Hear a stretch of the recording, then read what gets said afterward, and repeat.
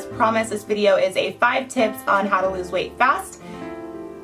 These are things that have just worked for me lately. I will show a before and after picture in this video somewhere or as the thumbnail.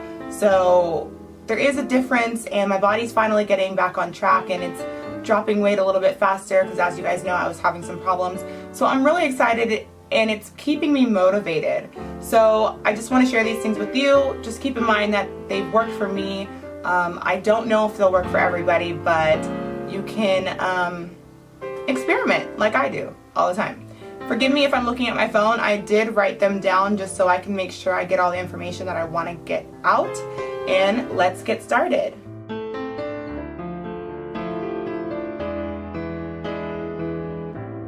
So tip number 1, I'm going to start with the most boring thing first because I feel like I reiterate this a lot. Drink water. Drink at least half of your body weight in water in ounces each day, and that should really help. And with that being said, cut out juice, cut out alcohol, cut out soda. Oh my goodness, cut out soda. Anything sugary, all that cut out. The only thing I will say I'll have from time to time is the Trader Joe's like all natural cranberry juice with no sugar added, and I'll just dilute that in water. But otherwise, just water, and drink half your body. Tip number 2, drink oolong or green tea. Now, I was having a lot of issues with tea, and I found out that I'm intolerant to caffeine. However, I kind of went back to the basics this time and just decided, look, if I break out, I break out, but I'm gonna go back to the tea that helped me the most. So when I was working at Teavana like 3 years ago, I drank monkey-picked oolong tea religiously. Now, I will say that it is a little bit pricey, so it's one of those things like you have to really kind of weigh out the pros and cons. Start with a small amount, and if it works for you, I would really invest in it. But it works wonders. There's something about it that it has a special enzyme that helps release fat from the body. It helps speed up your metabolism if you drink it after or before your meals. And I really noticed at that time, and I'm gradually starting to notice now, that I am a little bit more hungrier after I eat. Not right after, but like I'm getting hungrier each time. And the last time that happened to me, my metabolism was speeding up and it was burning off my food. So the oolong tea right now, I'm having an okay time. I haven't had any like severe breakouts or anything like that, so I'm crossing my fingers that I do okay, because I love this tea and I feel like it's been helping me for the past week and a half just get back on track. So it's only been a week. Sometimes my reactions are delayed. With green tea, it's like a couple days, and then I'm just like, I have all these breakouts. So green tea or oolong tea both help speed up your metabolism.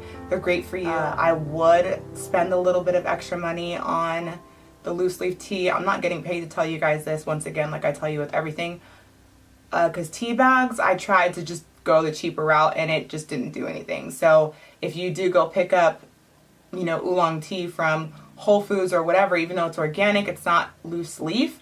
And it was this one specifically, the monkey picked oolong tea from Teavana. If you don't have a Teavana, you can get it online. I'll link their website in the description bar, but it helps a lot. Tip number 3, don't skip breakfast. Along with that, do not skip any meals throughout the day, even if it's something small for a snack.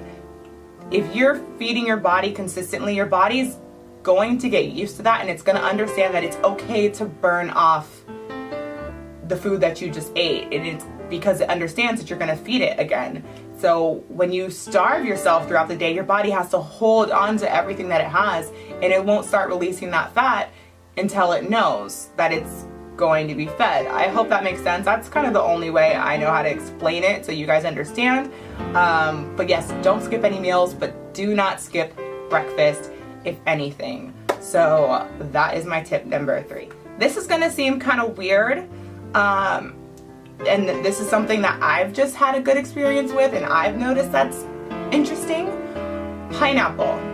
Now, obviously, in moderation, don't just go feast on pineapple all day, every day, but I have about like 1 or 2 spears of pineapple. I get mine that are already cut from Trader Joe's. You can totally cut your own and just save them in the refrigerator throughout the week. But I noticed pineapple has something to do with something. I do not know the scientific term.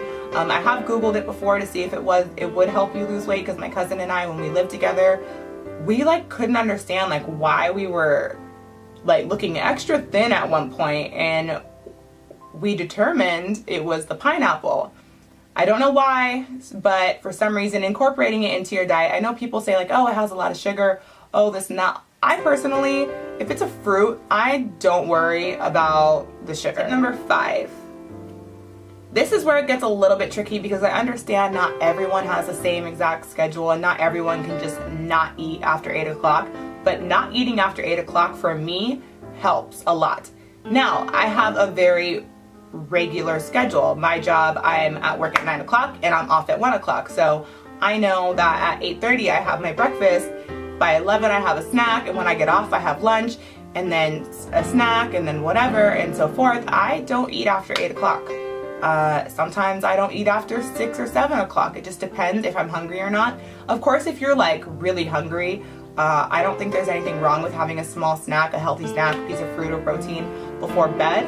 But do your best not to eat after 8 o'clock. Now, if you are someone that does not have a 9 to 5, because I was a server for a very long time where I was working till 2 in the morning, and I did eat at like 10 o'clock, but I wasn't going to bed until 3 in the morning because of my work schedule. So I would have like a piece of chicken and some vegetables in the kitchen. So you just kind of have to figure out what your schedule's like and what time you decide not to eat after. They say don't eat like 2 to 3 hours before you go to sleep, and that's just something you're gonna have to experiment with. But I notice that if I don't eat after 8 o'clock, the scales drop. I'm here every Monday and every Wednesday, so please don't forget to subscribe on your way out. I would love to see you Wednesday. I collaborated with Smart Girl World, and we've created some guilt-free desserts for you guys. So part 1 will be on my channel, part 2 will be on hers, and I really enjoyed hers. So please don't forget to check those out on Wednesday, and I'll see you guys next time. Thank you guys so much for watching.